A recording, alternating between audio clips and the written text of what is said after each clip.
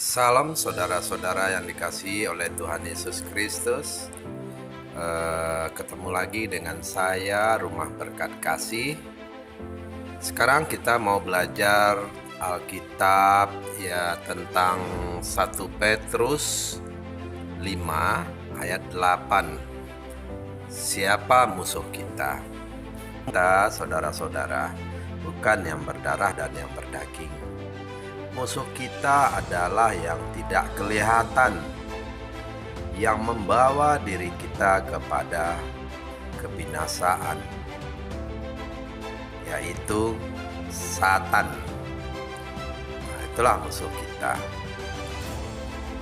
Dia tidak pernah berwujud. Dia ada di dalam dunia ini.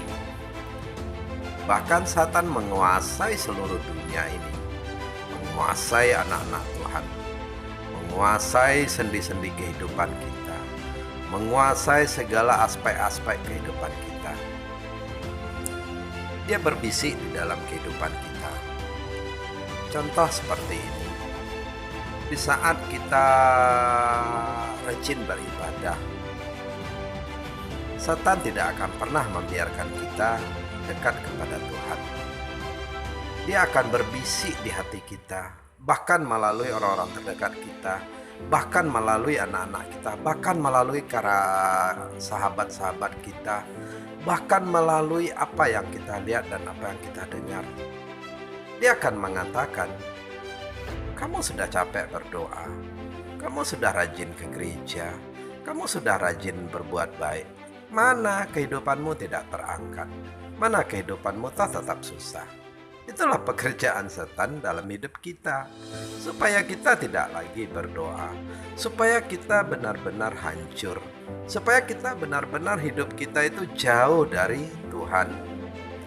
Jadi, kalau saudara tidak jeli dengan perkataan-perkataan seperti itu, tidak jeli dengan perkataan-perkataan setan, bisik-bisikan setan, sehingga saudara akan disesatkan.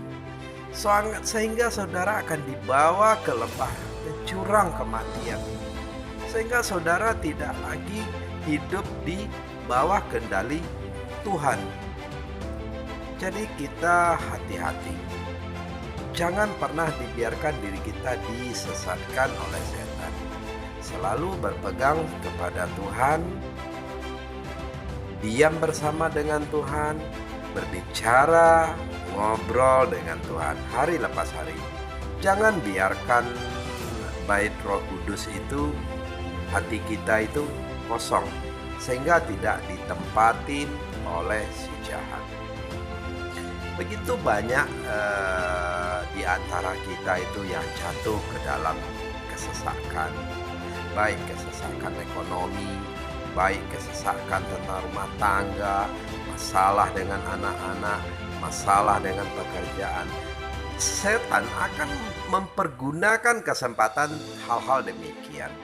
Dia akan mengatakan kepada kita, untuk apa ke gereja, untuk apa menyembah Tuhan, untuk apa segala macam. Dia akan mempengaruhi kita dengan cara yang sangat halus, dengan cara yang di luar nalar kita.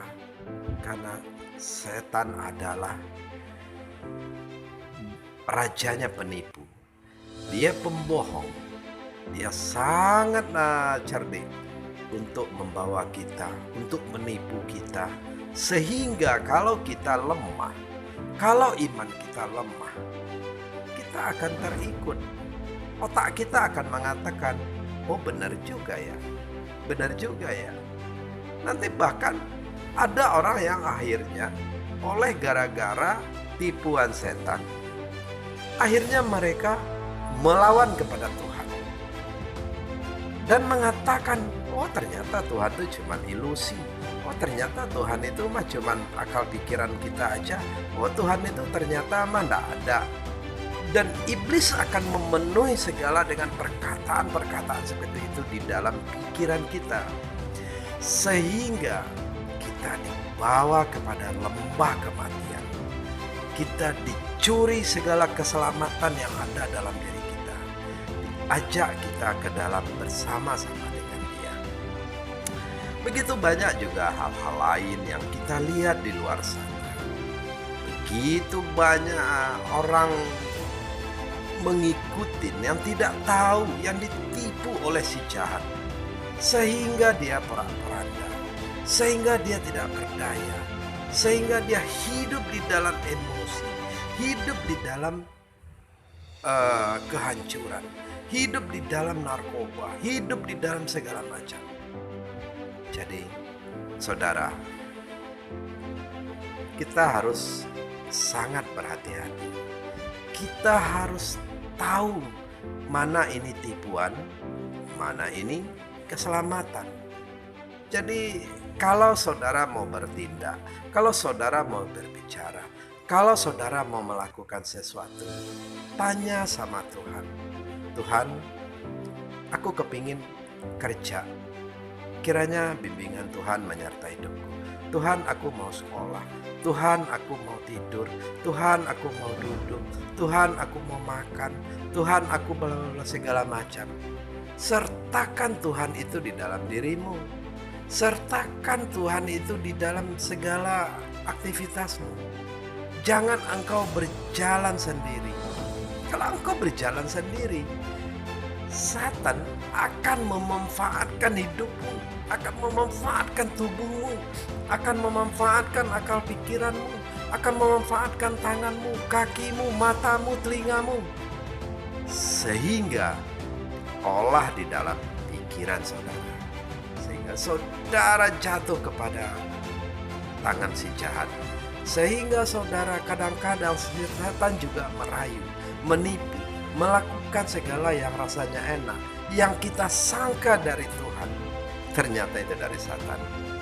Jadi selalulah ngobrol dengan Tuhan, baca firman Tuhan, berdoa dengan Tuhan, tanya sama Tuhan, apakah ini baik untukku, apakah ini bisa untukku, apakah ini boleh untukku. Kita harus bertanya sama Tuhan, karena Dia ada di dalam diri kita, Dia tidak jauh. Itulah gunanya Roh Penolong dikasih ke dalam diri kita, supaya kita ngobrol, supaya kita berbicara, supaya kita bertanya sama Tuhan. Jangan kita bertanya kepada yang bukan Roh Kudus. Tanya sama Tuhan, Tuhan akan selalu memberikan jawabannya. Kalau engkau setia, Dia akan lebih setia. Dia ada dekat engkau, Dia ada dalam saudara, Dia diam di dalam saudara, Dia melakukan berperang untuk saudara. Jadi untuk apa kita harus mencari hal lain di luar Tuhan? Jadi hati-hatilah saudara, bahwa setan akan membawa kita kepada jurang kematian, tetapi Tuhan Yesus akan membawa kita kepada jalan kehidupan. Kita harus melangkah selalu bersama dengan Tuhan, lakukan kehendak Tuhan, bersama-sama dengan Tuhan, berbicara sama Tuhan, baca Alkitab, apa kehendak Tuhan, sehingga si jahat tidak lagi dapat mempengaruhi hidup kita. Kata Tuhan, siapa musuh-musuh kita? 10.000 boleh rebah di sisi kiri kita, 10.000 boleh rebah di sisi kanan kita. Kita akan hanya jadi penonton, kalau Tuhan akan berperang untuk kita. Kiranya Tuhan memberkati saudara dan saya. Amin.